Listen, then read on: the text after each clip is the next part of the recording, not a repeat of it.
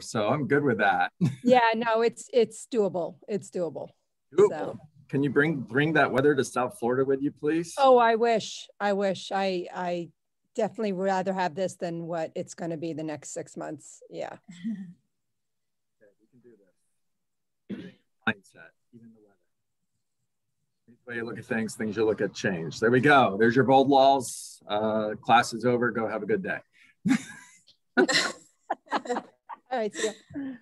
All right, we're jumping right into our listing presentation. Let's review. Step 1, get the appointment. Step 2, soft interview. Soft interview is a call the very next day in order to ask questions to prepare for your appointment.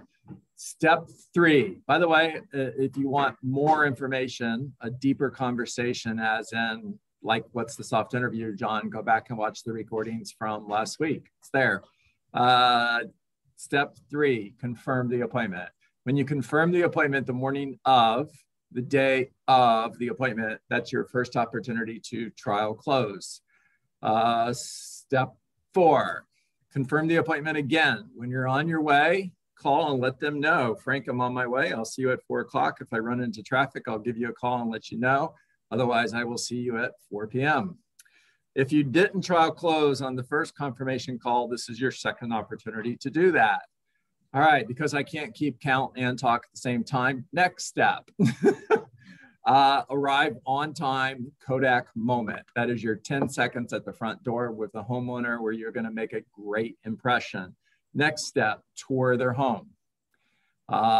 Take lots of notes, ask lots of questions, and like their home. Next step, sit at the kitchen table and begin the conversation. And that's where we're going to pick up today. So I have a role play partner. We're just going to get started. Aaron, are you ready? Okay, cool. So in real life, I'm sitting at a table and Aaron is sitting directly across the table from me with his beautiful wife. What do we want to name your wife? I'll name her. Betty. How's that? All right. Betty was my mom's name, and I haven't met a Betty in many years. So maybe that's a name from like many years ago. Whatever. You're married to Betty, and you have 2 beautiful children, Aaron. And let's get started. All right. So for the purpose of this appointment, because it's weird because there's no Betty in the room, I'm just going to be talking to Aaron. So Aaron, yes. Thank you for the opportunity to meet with you today. It is always a privilege and an honor to meet with a potential seller and discuss the deeds team representing them in the sale of their home. So thank you. Cool. Aaron, I'd like to start by sharing my mission statement with you. My mission is to meet your goals and exceed your expectations. Now, because of that mission statement, whenever I meet with a potential seller, one of 3 things typically happens. And one of those 3 things will happen today. Okay. Number 1, they understand and appreciate the benefits that I have to offer and they hire me, which is awesome. The second thing that occasionally happens is they don't hire me, and quite honestly, that's not so awesome. And then the third thing that happens every so often is I may choose to turn down the opportunity. Why would that be? Yeah, so Aaron, that's a great question. You see, if I meet with someone who has a goal or an expectation that I cannot meet or exceed, I would rather turn the opportunity down today than let you down 6 months from now. Does that make sense? Cool. So Aaron, in order for me to know if I can meet your goals, this is the needs analysis, guys. If you're writing notes, next step, needs analysis. In order for me to know if I can meet your goals, I need to ask you a couple of questions. Sure. Okay, cool.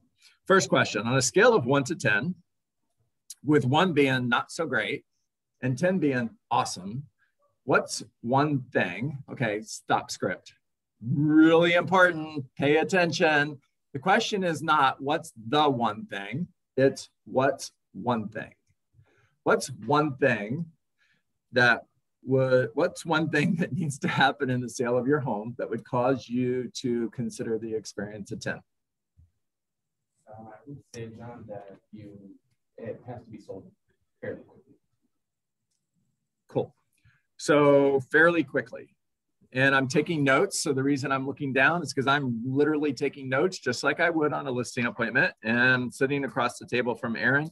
I'm taking notes and he can see that I'm taking notes. Remember, the 3 questions that every seller is asking you, Jonathan, are, can I trust you? Do you care about me? Do you know what you're doing?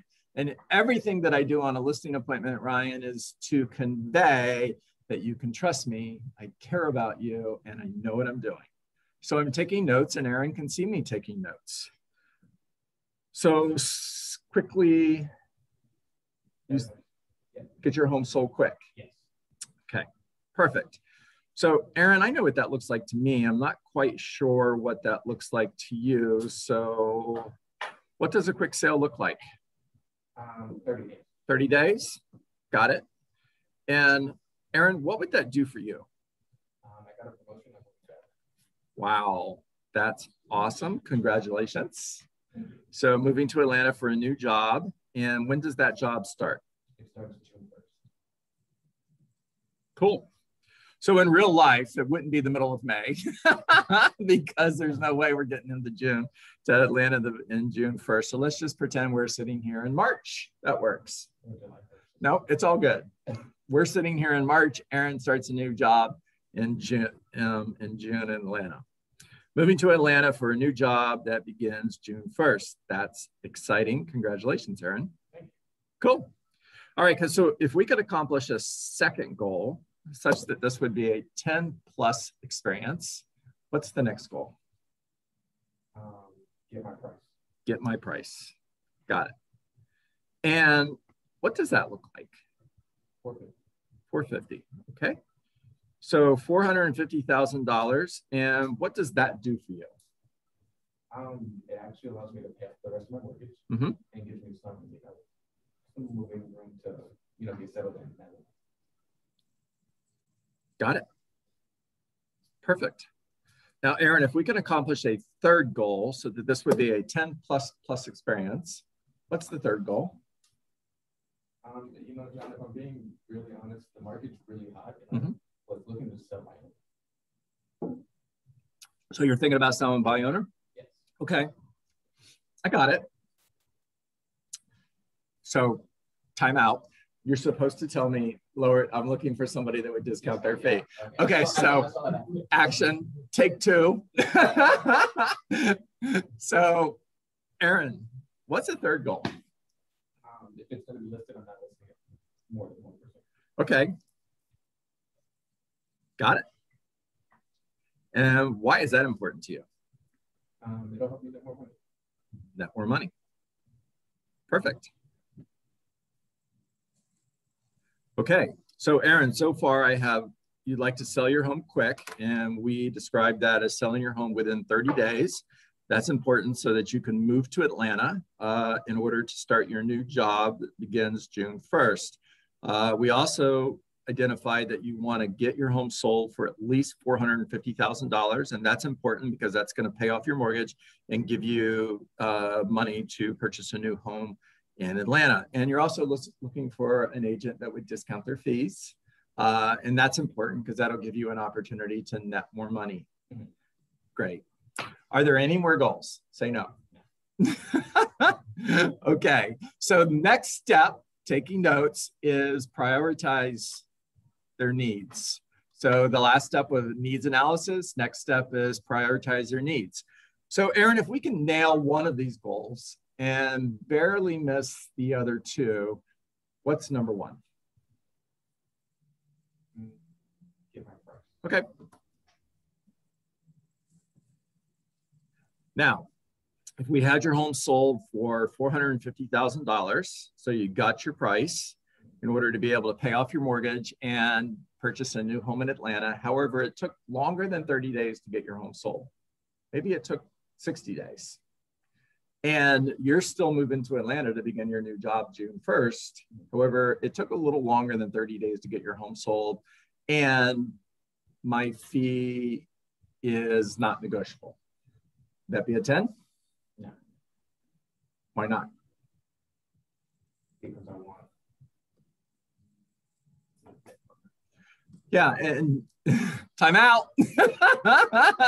Aaron has a script. You need to be in Atlanta. You need to be in Atlanta. We're not on script right now. You need to be in Atlanta June 1st to start your new job, right? All right. So, Aaron, would that be a 10? If we got $450,000 for your home, but it took a little longer than 30 days to get your home sold, is that a 10? No. Why not? Because I need to be in Atlanta. Got it. So is it possible that selling your home quickly so that you could be in Atlanta to start your new job June 1st is actually your number one goal? Yeah. So we're changing Aaron's goal, again, off script. We're changing Aaron's goal, number one goal, to a quick sale. All right. So let me stop and just talk about that for a few moments. Aaron's doing a great job. Aaron's doing an amazing job. Thank you for volunteering. I asked him, he didn't get a chance to volunteer. So in real life, sitting on thousands of listing appointments, this happens all of the time. When you show up for a listing appointment, they don't know what their goals are. They haven't even stopped to think about it. You're not only doing this exercise in order to discover what their goals are so that you know if you can meet their goals and exceed their expectations so you can choose to take the listing or choose not to take the listing. You're also doing this to give them an opportunity to self-discover their goals, because prior to this experience, they haven't even thought about it. Matter of fact, they don't know. As far as they've got is they want to sell their home and they want to sell it for a lot of money. And that's really the only goals they've got.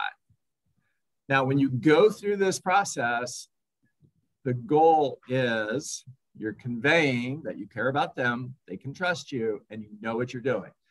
You're also hoping to help them self-discover what they need to do in order to achieve their goals. Well, they can't achieve their goals if they don't know what their goals are. Yes or yes? Yes. So this happens all the time in real life. People change their goals because you help them self-discover that getting their home sold for $450,000, yet taking 60 days to get their home sold, when they need to move in less than 60 days to start a new job, is not their goal. Because in real life, Aaron, if we don't get, back on script, if we don't get your home sold within 30 days, you're still moving to Atlanta to start your new job June 1st, right? Correct. Yeah. Now, if your home's not sold by the time you move, what's plan B? And here's what I mean, Aaron. Are you leaving your wife and children here by themselves and moving to Atlanta in order to start your job? Or is your entire family moving to Atlanta in order to start your new job June 1st, and now you're selling your home vacant? So now you're selling your home vacant. And is it easier to sell your home when it's furnished and looks beautiful like it does now? Or is it easier to sell your home when it's vacant? As a real estate agent, let me answer the question for you. It's going to show much, much better furnished and staged and beautiful like it is now than it will vacant. Plus, if it's vacant, you've got all of these people coming through your home and you're not here. How do you feel about that? Not good. Not good. So goal number one is to get your home sold in time to be in Atlanta by June 1st. Yes? Yes. Great. Now, we've got your home sold quickly so that you can move to Atlanta in order to start your new job June 1st. We got a little less than $450,000, but as close to it as possible. And my fee is not really negotiable. Would that be a 10? Well, you have to choose one or the other, Aaron. Yes or no? Yes. Okay, real life, this is good. Real life, you're gonna have a seller who wants to nail all three. And sometimes it's not gonna happen. Frank, sometimes they're gonna have to choose sell my home in 30 days or sell it for $450,000. They may not get both. Talk to me. So within today's market, with the sellers knowing that it's a seller's market, how do you overcome those objections? Where it's like, yeah, people are like, I see homes flying off the market in X amount of days. You know, people are like 50,000 over asking, stuff like that. Yep. So just for everybody in Zoom, if you couldn't hear Aaron, his question was, in today's market, with the market being as hot as it is and homes selling above market value, is this conversation relevant in today's market? And the answer is yes, because you're still going to meet with a seller who has an unrealistic goal. You're still going to have a seller whose home is, the market value is $450 and they want $500,000 for their home. When you do your needs analysis and you ask them what's one thing that needs to happen in order for this to be a 10, they're going to say, get my price. And when you say, what's your price, Ryan, they're going to say $500,000. And when you ask them, why is that important to you? They're going to tell you, well, my neighbor just sold their home for $450 and mine's better because I got these handmade bookshelves that I put in the living room. And I just planted a grapefruit tree out back. So mine's better. And that's sarcasm, but get ready for it. It's real. Now, you've got a seller who thinks they're going to sell their home for $500,000. The market says it's going to sell for $450. Now, if they price their home at $500 and you're a weak real estate agent, not you, somebody else out there, you're a weak real estate agent, so you agree to price their home at $500,000, even though you know market value is $450, is it going to sell within 30 days so they can be in Atlanta to start their new job June 1st? No. Right, Frank, you're absolutely right. It's not going to. Now, you've just, not you, not you, but that real estate agent has just allowed that seller to make a decision that's going to cause them to not achieve their goals. And they're not going to even know how important that decision was until it's the end of May and they're packing up the car to move to Atlanta and the house still isn't sold. Now they're freaking out. And they're mad. Who are they mad at? The real estate agent. And that conversation goes something like, you told me you can get $500,000 for my house. You suggested $500,000. You're like, no, I didn't. But that's what they're hearing. 100%. That's what they're hearing. Now, they're looking to fire you and hire someone else, and they're going to hire that next agent at $450,000, and their home is going to sell quickly, and that agent's going to look like a hero. Does this make sense? Okay. All right, so if we could accomplish the second goal, back on script, if we could accomplish the second goal and barely miss the third, what's the second most important goal? Okay, so Aaron said the price. So Aaron, if we could get your home sold within 30 days so that you're in Atlanta, by the way, logic makes us think, emotion makes us act. That's why I'm going through the goals again. And I'm telling Aaron why this is important to him, because I want him to hear over and over and over again that the right decision lands him in Atlanta by June 1st with his family. Really important in order to start the new job.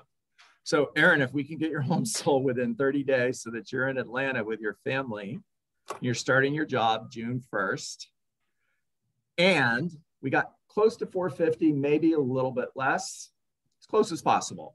And my fee is not negotiable. Would that be a 10? Say yes.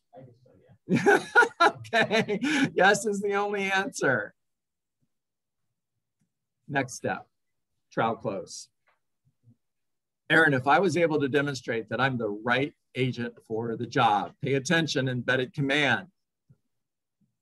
Frank, if I was able to demonstrate that I'm the right agent for the job in order to accomplish these goals, would you hire me? Another embedded command. Would you hire me today? Of course. Awesome. Let's get started. This time say no. If I was able to demonstrate that I'm the right agent for the job in order to get these goals accomplished, would you hire me today? Cool, let's get started. Same response. All I'm doing is figuring out where are we. When they say yes, it's yours to get. If they say no, then it's time to change their mind. Remember that people will never change their mind, but what they will do is make a new decision based on new information. Write that down, write that down, write that down. So if Frank is saying no, it just means he doesn't have the right information yet. I'm not sitting here having a conversation with myself going, oh shoot, I'm not going to get the listing. I 100% believe I am walking out the door with keys in my hand and listing paperwork in my hand, lockbox on the door, even though he said no. He's going to say yes, he just doesn't know it yet.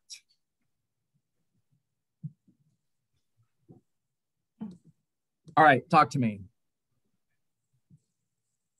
First of all, how did Aaron do? Didn't he do a great job? Amazing.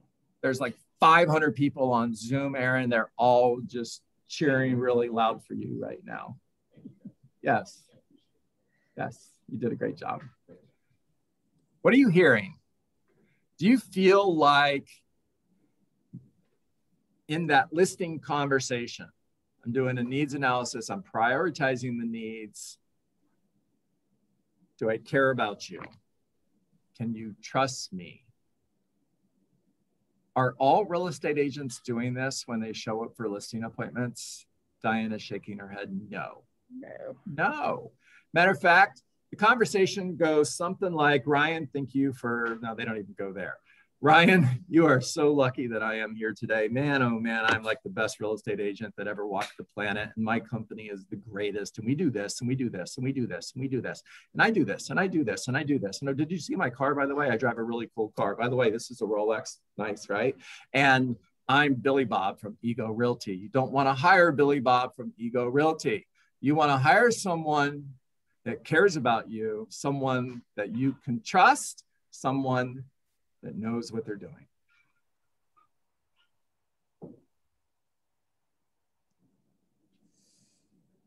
John? Talk to me. I really like how you're breaking this down, even though you did this last summer, but like now, a year later, it's like, you probably did this last summer, but now the scripting, this is very helpful because I feel like, you know, this is scripting. This has to be like almost like a role play, like just because you're giving us all the reasons, like the objections why somebody may not, you know, sign the listing agreement. And I think for me, that's, you know, definitely a challenge, getting them to sign like that minute, like that day when you go for the listing agreement. Even with the calling them that morning, calling them on the way. You know, and again, I know you went over this, but like the reinforcing of this is really great. So missed a lot. I really appreciate you saying that. You know, I wasn't sure if I was going too deep, but I'm going to go deep, and I'm going to do this over and over and over again until everybody has had the opportunity to get this. I mean, this is a Broadway play. You are on stage. When you are sitting at the kitchen table, you are on stage. You have a part to play. Know your part. Now, they may not know their part. You might have to help them. Remember, sellers go to script school too. And the good news for you is they've only got 3 or 4 scripts, right? And your job is to help them self-discover that you're the right agent for the job. Now, they may not know that when you show up at the kitchen, at the front door, but before you leave, they should know that Paige is the right agent for the job, that Dave is the right agent for the job, that if I choose anybody other than Karen, then I'm just not too smart, because Karen is the right agent for the job. Success is simple. We're almost out of time, and shoot, I'll have to save it for tomorrow because it's in my journal, which is in my office. Go to page 26 and 27 of the MREA. And just read that over and over and over and over and over again. Page 26 and page 27 of The Millionaire Real Estate Agent. It's all about mindset. Please read that over and over again. Hey, John, it's Dave. I just Dave. want to throw out a comment from a listing appointment I had the other day. Number one was I never felt so rusty in my life because I just hadn't had one in about, I don't know, 3-4 weeks or so. So it was a little awkward. I didn't sit at the kitchen table, which was the kiss of death. Sat in the living room. And then one thing that I always remember from my old sales days, you know, it's not nice to think of it this way, but it's important for us to think sometimes. Buyers are liars. And there was some fishy things going on. And later on, I figured it all out. But, you know, they were telling me there was an attorney that needed to review the listing agreement, which it was never a real attorney. Smoke screen. And they ended up going with another friend. And, you know, I reached back to him and said, hey, I always want to understand where I fell short, just so I can, you know, be the best I can possibly be. And they're like, you didn't do anything wrong. It was just really a friend relationship and poor communication within our family. Because there was like 3 buyers I was talking to, right? Like 3 family members on behalf of the mother. But, you know, I think when you replay it all in your mind, you got to be a little suspect sometimes when things don't sound right. And I probably should have delved in deeper there, and I didn't. Thank you for being transparent. And thank you for sharing that, because I promise you there was somebody else on the call today who needed to hear that. All right, it's 9:32, which means I'm 2 minutes late for my huddle, which means my leadership team here in Coral Springs is not happy with me right now. So we'll pick up where we left off tomorrow. Everybody make it a great day. Thank you. Bye-bye. Bye.